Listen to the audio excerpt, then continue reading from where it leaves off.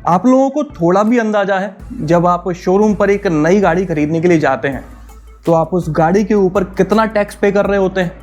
उस गाड़ी की असल में कॉस्ट क्या होती है? नहीं ना। आमतौर पर आम आदमी को, जिसमें मैं भी आता हूं, टैक्स के नाम पर सिर्फ एक चीज पता होती है, रोड टैक्स, कि एक नई गाड़ी खरीदने जाएंगे तो रोड टैक्स देना पड़ेगा, बस, और कुछ नहीं पता होता। इस वीडियो में मैं आप लोगों को बताने वाला हूं कि इंडिया में काम करने वाली चाहे कोई भी कार मैन्युफैक्चरिंग कंपनी हो, जब वो अपने प्लांट में किसी गाड़ी को बनाती है तो उसके ऊपर जो लागत आती है, मतलब कि प्रोडक्शन कॉस्ट आती है, वो क्या है। और जब वही गाड़ी शोरूम पर जाती है बेचने के लिए, तब उसके प्राइसेस कितने बढ़ चुके होते हैं। और शोरूम से जब आप उस गाड़ी को खरीदकर अपने घर लाते हैं, तब तक उसके ऊपर कितने कितने टैक्स लग चुके होते हैं। कितने की गाड़ी को कितने का बना दिया गया होता है, ये मैं आपको इस वीडियो में बताने वाला हूं। इंडिया में काम करने वाली चाहे कोई भी कार मैन्युफैक्चरिंग कंपनी हो, जब वो यहां पर गाड़ी बनाती है तो उस पर गवर्नमेंट दो तरह के टैक्स लगाती है। एक है जीएसटी, जो कि फिक्स्ड है 28%, और दूसरा है कंपेंसेशन सेस, जो डिपेंड करता है गाड़ी के साइज और उसमें कितना बड़ा इंजन इस्तेमाल हुआ है, इन दो चीज़ों पर। कंपेंसेशन सेस एक तरह का कंपेंसेशन है स्टेट गवर्नमेंट के लिए, उनके रेवेन्यू में किसी तरह का लॉस ना हो, इसलिए उसे कंपेंसेट किया जाता है। ये वैट टैक्स की तरह ही है, वैल्यू एडेड टैक्स की तरह ही काम करता है। गवर्नमेंट ने गाड़ियों के ऊपर टैक्स लगाने के लिए एक क्राइटेरिया बना रखा है, जो आप अपनी स्क्रीन पर देख सकते हैं।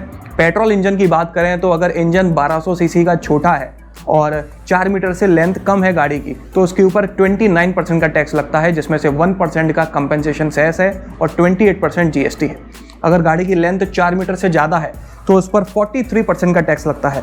अगर गाड़ी में 1200 सीसी से बड़ा पेट्रोल इंजन इस्तेमाल हुआ है, फिर चाहे उसकी लेंथ कुछ भी हो, तो उसके ऊपर 50% का टैक्स लगता है। इसी तरह से डीजल गाड़ियों के ऊपर भी टैक्स लगता है। अगर इंजन 1500 सीसी से छोटा है और गाड़ी की लेंथ 4 मीटर से कम है तो 31% का टैक्स, अगर 4 मीटर से ज़्यादा लेंथ है तो 48% का टैक्स। इसी तरह से अगर गाड़ी में 1500 सीसी से बड़ा इंजन इस्तेमाल हुआ है, गाड़ी की लेंथ 4 मीटर से ज़्यादा है, या फिर उसकी ग्राउंड क्लियरेंस 170 mm या फिर उससे ज़्यादा है, तो उसके ऊपर 50% तक का टैक्स लगाया जाता है। तो इस तरह से गवर्नमेंट गाड़ियों के ऊपर मिनिमम 29% और मैक्सिमम 50% का टैक्स वसूलती है।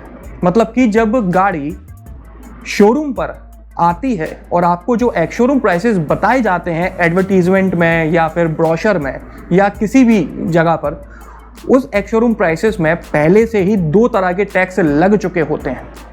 उन एक्स शोरूम प्राइसेस में 3 चीज़ें होती हैं। गाड़ी की प्रोडक्शन कॉस्ट, जिसमें सारी मार्जिन होती है, कंपनी का प्रॉफिट भी होता है, डीलर की मार्जिन भी होती है, ट्रांसपोर्टेशन चार्जेस वगैरह A to Z सब कुछ आ जाता है उनके प्रोडक्शन कॉस्ट में। उसके ऊपर लगाया जाता है जीएसटी और फिर कंपेंसेशन सेस, और तब जाकर आपको बताए जाते हैं एक्स शोरूम प्राइसेस। इन दोनों टैक्सेस की वजह से किसी भी गाड़ी की प्राइसेस में कितना चेंज आ जाता है, वो मैं आपको एक एग्जांपल देकर समझाता हूं। Hyundai Creta, आप लोग बहुत अच्छी तरह से जानते हैं इस गाड़ी को। इसका डीजल इंजन दिल्ली के एक्स शोरूम प्राइसेस के हिसाब से आपको 10.5 लाख रुपीज से शुरू होकर 17.65 लाख रुपीज तक का मिल जाता है। ये इसके एक्स शोरूम प्राइसेस हैं, जिसमें जीएसटी भी लगा हुआ है, कंपेंसेशन सेस भी लगा हुआ है। लेकिन अगर इन दोनों टैक्स को हटा दिया जाए तो क्रेटा डीजल की प्रोडक्शन कॉस्ट है 7 लाख रुपए से शुरू होकर 11,76,000 रुपए। मतलब कि क्रेटा का टॉप वेरिएंट डीजल में 11,76,000 रुपए, पौने 12 लाख रुपए में बनकर तैयार हो जाता है। बाकी बचे पैसे आप एज अ टैक्स पे कर रहे होते हैं। वहीं पेट्रोल की बात करें तो क्रेटा पेट्रोल आपको एक्स शोरूम के हिसाब से 10 लाख रुपए से शुरू होकर 17,70,000 रुपए तक की मिल जाती है। लेकिन ये गाड़ी सिर्फ 6.5 लाख रुपए से शुरू होकर 11,80,000 रुपए में बनकर तैयार हो जाती है। बाकी बचा पैसा आप एज अ टैक्स पे कर रहे होते हैं। तो ये तो हो गई एक कहानी, जिसमें गाड़ी अपने मैन्युफैक्चरिंग प्लांट से निकलकर शोरूम पर आ गई है। अब शोरूम पर आप उस गाड़ी को खरीदने के लिए जाते हैं तो उस पर क्या क्या टैक्सेस लगाए जाते हैं, क्या क्या आपसे चार्जेस लिए जाते हैं, क्या क्या फीस आपको देनी पड़ती है, उस बारे में बात कर लेते हैं। तो अब द्वितीय अध्याय प्रारंभ। एक्स शोरूम प्राइसेस पर कई तरह के टैक्स लगते हैं, जिनमें से सबसे कॉमन है रोड टैक्स। ये टैक्स स्टेट गवर्नमेंट लगाती है। किसी स्टेट में ये कम है तो किसी स्टेट में ज़्यादा है। जैसे कि अगर मैं सबसे कॉमन दिल्ली की बात करूँ तो दिल्ली में अगर आप 6 लाख रुपए तक की गाड़ी खरीद रहे हैं तो 4% का टैक्स लगता है पेट्रोल गाड़ी पर और 5% का डीजल गाड़ी पर। अगर आप 6 से 10 लाख रुपए तक की गाड़ी खरीद रहे हैं तो 7% का टैक्स लगता है पेट्रोल गाड़ी पर और 0.9% का डीजल गाड़ी पर। अगर आप 10 लाख रुपए से महंगी गाड़ी खरीद रहे हैं तो 10% का टैक्स लगता है पेट्रोल गाड़ी पर और 12.5% का टैक्स लगता है डीजल गाड़ी पर। इलेक्ट्रिक गाड़ियों के ऊपर कोई टैक्स नहीं है दिल्ली में। जिस स्टेट में मैं रहता हूँ MP, यहाँ पर सबसे ज़्यादा टैक्स लगता है डीजल गाड़ियों पर 16% का और सबसे कम टैक्स लगता है 8% का पेट्रोल गाड़ियों पर। इसी तरह से हर स्टेट की अपनी अलग अलग कहानी है। रोड टैक्स के अलावा और भी कई सारे टैक्स गाड़ियों के ऊपर लगाए जाते हैं, जैसे कि है TCS, tax collected at source. ये टैक्स 1% लगाया जाता है गाड़ी के एक्स शोरूम कॉस्ट के ऊपर। इस टैक्स की खासियत ये है कि ये रिफंडेबल होता है। आप चाहे इनकम टैक्स पे करते हो या नहीं करते हो, आप बाद में इस टैक्स को रिफंड करवा सकते हैं, लेकिन गाड़ी खरीदते समय तो आपको 1% टैक्स देना पड़ेगा। ये टैक्स सेलर मतलब कि जो डीलर है वो आपसे कलेक्ट करके गवर्नमेंट को पे करता है, इसी वजह से आप इसको रिफंड करवा सकते हैं। इसके अलावा टैक्स जो लगता है वो है इंफ्रास्ट्रक्चर सेस। शायद आपने इस टैक्स का नाम नहीं सुना होगा क्योंकि बहुत ज़्यादा स्टेट्स में ये नहीं लग रहा है। हो सकता है आपके स्टेट में जल्दी लगने लगे, लेकिन हाल फिलहाल मेरी जानकारी के हिसाब से ये कर्नाटका और गोवा 2 जगह लग रहा है। दोनों अलग अलग जगह पे अलग अलग तरीके से लगाया जाता है। जैसे कर्नाटका में रोड टैक्स का 11% अमाउंट एज आ इंफ्रास्ट्रक्चर सेस लिया जाता है। जैसा कि इसका नाम से पता चलता है कि इंफ्रास्ट्रक्चर डेवलप करने के लिए इस टैक्स को लगाया जाता है। एक और टैक्स है काऊ सेस, COW गाय, काऊ सेस लगाया जाता है। ये हर कोई जगह नहीं लग रहा है, जैसे कि UP, राजस्थान, पंजाब, हरियाणा और तेलंगाना, इन स्टेट्स में ये लगाया जा रहा है। ये टैक्स जैसा कि नाम से समझ में आ रहा है कि एनिमल्स का डेवलपमेंट करने के लिए, उनको बेहतर सुविधाएं देने के लिए टैक्स लगाया जाता है, ताकि आपको सड़कों पर जानवर ना मिलें, एक्सीडेंट्स ना हो जानवरों की वजह से। इसलिए ये टैक्स लगाया जाता है, आपसे वसूल कर आपको ही सुविधाएं दी जाती हैं। इसके अलावा इन टैक्सेस के अलावा और भी कई सारे चार्जेस हैं जो आपको गाड़ी खरीदने के समय देने पड़ते हैं। उनमें से ज़्यादातर चार्जेस मैंडेटरी हैं, जैसे कि रजिस्ट्रेशन चार्ज। 600 रुपये का रजिस्ट्रेशन चार्ज आपको देना होता है, चाहे आप कोई भी गाड़ी खरीदो। हो सकता है आपको कई लोगों को नहीं पता हो, क्योंकि डीलर ज़्यादातर इनको स्प्लिट करके नहीं बताते, रोड टैक्स में इंक्लूड करके बता देते हैं। लेकिन 600 रुपये का रजिस्ट्रेशन चार्ज आपकी नई गाड़ी खरीदने पर लगता है। अगर आप गाड़ी फाइनेंस करा रहे हो, जो कि आप कराते ही हो, बहुत ही कम लोग हैं जो गाड़ी कैश खरीदते हैं, फाइनेंस कराने पर हाइपोथिकेशन चार्ज लगता है 1500 रुपये का, जो आपको देना पड़ता है। आगे बढ़ें तो हाई सिक्योरिटी नंबर प्लेट, जो कि कुछ कुछ स्टेट्स में मैंडेटरी है। इस नंबर प्लेट को खरीदने के लिए आपको 250 से 400 रुपये का चार्ज देना पड़ता है। कुछ कुछ जगह पर 500 रुपये भी है। कुछ कुछ डीलर तो ये भी बोलते हैं कि सर आप तो गाड़ी ले जाओ, आपके घर पर नंबर प्लेट पहुंचवा देंगे, आप 1000 रुपये दे दो। तो डिपेंड करता है डीलर के ऊपर, वो किस तरह से पैसे आपसे निकाल ले। इसके अलावा कुछ कुछ स्टेट्स अब पार्किंग फीस लेने लगे हैं गाड़ी खरीदने के टाइम पर ही। जैसे कि दिल्ली में MCD पार्किंग फीस करके लगाई जाती है। अगर आप 4 लाख रुपए तक की गाड़ी खरीद रहे हो तो 2000 रुपये की पार्किंग फी ली जाती है। 4 लाख से महंगी गाड़ी खरीद रहे हो तो 4000 रुपये की पार्किंग फी ली जाती है। कुछ कुछ स्टेट्स में इस पार्किंग फी को स्टेट डेवलपमेंट चार्ज के नाम पर भी बोला जाता है। तो भाई ये एक नया चार्ज मार्केट में आ चुका है। टेम्परेरी रजिस्ट्रेशन, आप जब गाड़ी खरीदते हैं तो आपको एक TR मिलता है जो कि 1 महीने तक वैलिड होता है। बाद में आप अपने रजिस्ट्रेशन परमानेंट करा लेते हो, वो रजिस्ट्रेशन नंबर कुछ और होता है, लेकिन आपको गाड़ी खरीदने के टाइम एक TR मिलता है। वो टेम्परेरी रजिस्ट्रेशन आपको 1500 से 2500 रुपये तक का मिलता है। ये कॉस्ट शायद डीलर वाले आप लोगों को स्प्लिट करके सेपरेटली नहीं बताते हो, कहीं पर जोड़ जाड़ के हिडन करके दे देते हो, लेकिन ये चार्ज आपको लगता है। डिपेंड करता है कौन सा स्टेट है, 1500 से 2500 रुपये तक में वेरी करता है। इसके अलावा आजकल फास्टैग मैंडेटरी हो गया है। 500 से 600 रुपये आपको फास्टैग के नाम पर देने पड़ते हैं। ये मैंडेटरी है, ऐसा नहीं है कि आप मना कर दो। कुछ कुछ डीलर्स कुछ कुछ जगहों पर डिलीवरी और हैंडलिंग चार्जेस लेते हैं। कहने को तो ये इलीगल है, लेकिन कई सारे डीलर्स लेते हैं और कई सारे कस्टमर्स पे भी कर देते हैं, क्योंकि जानकारी उन्हें नहीं होती।